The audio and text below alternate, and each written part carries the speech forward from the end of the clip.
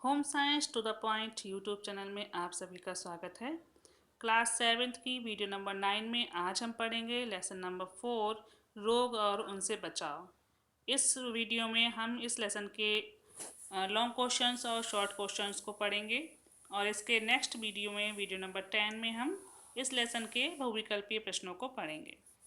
तो चलिए शुरू करते हैं। पहला प्रश्न है, अतिसार रोग किन कारणों से होता है? अतिसार रोग किन कारणों से होता है? पहले तो ये आप ही जान लीजिए कि अतिसार रोग होता क्या है। अतिसार रोग जो है बार बार दस्त और मतलब बार बार लेट्रिन आना, पतली लेट्रिन आना अतिसार रोग कहलाती है। तो अतिसार रोग दूषित जल और भोजन के सेवन से फैलता है। इससे ग्रसित व्यक्ति, इससे जिस व्यक्ति को यह रोग हो जाता है उसको बार बार पतली दस्त आने लगती है, पतली लैट्रिन आने लगती है और शरीर में पानी की कमी हो जाती है और रोगी कमज़ोर हो जाता है। तो ये किस कारण से होता है? अतिसार रोग दूषित जल और भोजन से होता है। इसको फिर से एक बार पढ़ लेते हैं। ये रोग दूषित जल एवं भोजन के सेवन से फैलता है। इससे ग्रसित व्यक्ति को बार बार पतली दस्त आने लगती है, शरीर में पानी की कमी हो जाती है और रोगी कमज़ोर हो जाता है। प्रश्न नंबर 2 है, हैजा रोग किसके द्वारा फैलता है? हैजा फैलने का कारण भी दूषित जल और भोजन ही है। हैजा रोग किससे फैलता है? दूषित जल और दूषित भोजन से। दूषित जल या दूषित भोजन खाने से हैजा रोग का जो है अधिक फैलने की संभावना होती है। क्यों? क्योंकि हैजे के रोगी जिसको हैजा रोग हो चुका है उसको वमन व दस्त से, वमन यानी उल्टी जो होती है, वॉमिट होती है, और दस्त से उसके जीवाणु शरीर से बाहर निकलते हैं। जब वो वमन करता है, वो उल्टी करता है या दस्त करता है, लैट्रिन करता है, तो उसके उस मल में और उल्टी में जो है उस हैजा के कीटाणु आ जाते हैं, जीवाणु आ जाते हैं। और जब इसी दस्त और वमन पर अगर हम साफ़ नहीं करेंगे, अगर उसको अच्छी तरह साफ़ नहीं किया जाए तो उस पर मक्खियाँ बैठने लगती हैं और फिर वही मक्खियाँ खाद्य पदार्थों पर बैठ जाती हैं। क्योंकि मक्खियाँ जब दूषित वमन और जल पे बैठती हैं तो उनके पैरों में हैजा के जीवाणु चिपक जाते हैं और फिर वही मक्खियाँ जाकर मिठाई या आपकी खाने पीने की वस्तुओं के ऊपर बैठती हैं, तो वो उसके जो पैरों में जीवाणु चिपके हुए हैं वो वहीं खाद्य पदार्थों पर लग जाते हैं और उसको भी रोग युक्त बना देती हैं, उसमें भी जीवाणु पहुंच जाते हैं। फिर उसी खाद्य पदार्थ को आप खाते हैं तो वो जीवाणु आपके शरीर के अंदर चले जाते हैं, तो इससे आपको भी हैजा रोग हो जाता है। तो इसलिए कह सकते हैं कि मक्खियाँ हैजा फैलाने का सबसे अधिक सहायक होती हैं, हैजा फैलाने में सबसे अधिक सहायक होती हैं। तो हैजा रोग को सबसे अधिक कौन फैलाता है? मक्खियाँ फैलाती हैं। और हैजा रोग किसके कारण होता है? दूषित जल और भोजन के कारण हैजा रोग होता है। इसको एक बार डिटेल में पढ़ लेते हैं। हैजा रोग किसके द्वारा फैलता है? हैजा फैलने का कारण दूषित जल व भोजन है। दूषित जल या दूषित भोजन खाने से हैजे का रोग फैलने की संभावना होती है। हैजे के रोगी के वमन व दस्त से उसके जीवाणु शरीर से बाहर निकलते हैं। यदि दस्त व वमन को अच्छी तरह साफ न किया जाए तो उस पर मक्खियाँ बैठती हैं। फिर वही मक्खियाँ खाद्य पदार्थों पर बैठकर उनको रोग युक्त बना देती हैं। मक्खियाँ हैजा फैलाने में सबसे अधिक सहायक होती हैं। प्रश्न नंबर 3। अब मैं सबसे पहले प्रश्न को पढ़ूंगी, फिर उसके बाद मैं समझाऊंगी। प्रश्न नंबर 3 है, जीवन रक्षक घोल कैसे और कब बनाते हैं? उत्तर, जब किसी व्यक्ति को अतिसार रोग हो जाए तो निर्जलीकरण को रोकने के लिए जीवन रक्षक घोल, जिसमें 1 गिलास पानी में 1 चम्मच चीनी और 1 चुटकी नमक मिलाकर या इलेक्ट्रॉन देना चाहिए। तो जीवन रक्षक घोल क्या होता है कि किनको दिया जाता है कि जब किसी व्यक्ति को अतिसार हो गया हो, उसको बार बार लैट्रिन हो रही हो, और तो जब बार बार लैट्रिन होती है, व्यक्ति को वॉमिट होती है, लैट्रिन होती है, तो उसके शरीर इसके द्वारा उसके शरीर का ढेर सारा पानी जो है वो बाहर निकल जाता है। इससे उसके अंदर पानी की कमी हो जाती है। तो जो पानी की कमी होती है उसी को निर्जलीकरण कहते हैं। तो अतिसार का जो रोगी होता है उसको निर्जलीकरण हो जाता है, तो उसके उस निर्जलीकरण को रोकने के लिए जीवन रक्षक घोल देते हैं। जीवन रक्षक घोल देते हैं। किसको देते हैं? अतिसार रोगी के व्यक्ति को जब निर्जलीकरण हो जाता है, उसके शरीर में पानी की कमी हो जाती है और यदि पानी की कमी अधिक हो जाएगी तो व्यक्ति की मृत्यु हो जाती है। इसलिए ऐसी स्थिति से बचने के लिए जीवन रक्षक घोल को दिया जाता है। और जीवन रक्षक घोल कैसे बनता है? 1 गिलास पानी में 1 चम्मच चीनी डालनी चाहिए और 1 चुटकी नमक देना चाहिए। नमक डाल देंगे, 1 चुटकी नमक, और इससे जो है वो जीवन रक्षक घोल बन जाएगा। जीवन रक्षक घोल में क्या पड़ता है? नमक पड़ता है 1 चम्मच और 1 चम्मच चीनी पड़ता है। इसको हम अपने घर पे भी बना सकते हैं। और इस तरीके से जब अतिसार के रोगी होता है, जिस व्यक्ति को भी निर्जलीकरण हो गया हो, शरीर में पानी की कमी हो गई हो, तो उसको ये जीवन रक्षक घोल घर पे बना के पिला सकते हैं। और इलेक्ट्रॉल भी दे सकते हैं। इलेक्ट्रॉल क्या होता है? ये इसी तरह का घोल होता है, पाउडर होता है, जो कि बाज़ार में मिलता है इलेक्ट्रॉल के नाम से। तो या फिर अपने घर में बनाकर जीवन रक्षक घोल दे सकते हैं, या इलेक्ट्रॉल खरीद कर उसको पानी में घोल कर दे सकते हैं। चौथा प्रश्न नंबर 4 है, पेचिश रोग के लक्षण लिखिए।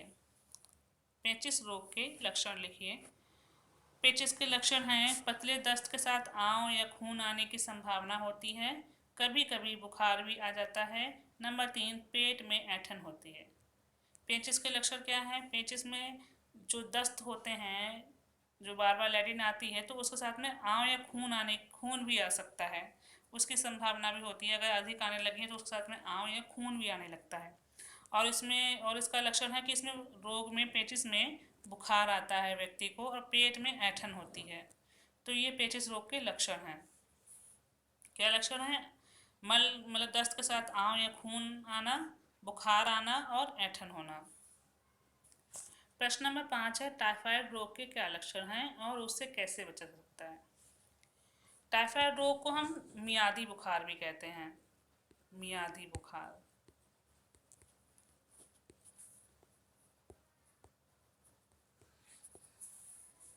तो इसके लक्षण हैं, यह सर्दी जुकाम या फ्लू से शुरू होता है और इसमें नब्ज ढीली पड़ जाती है।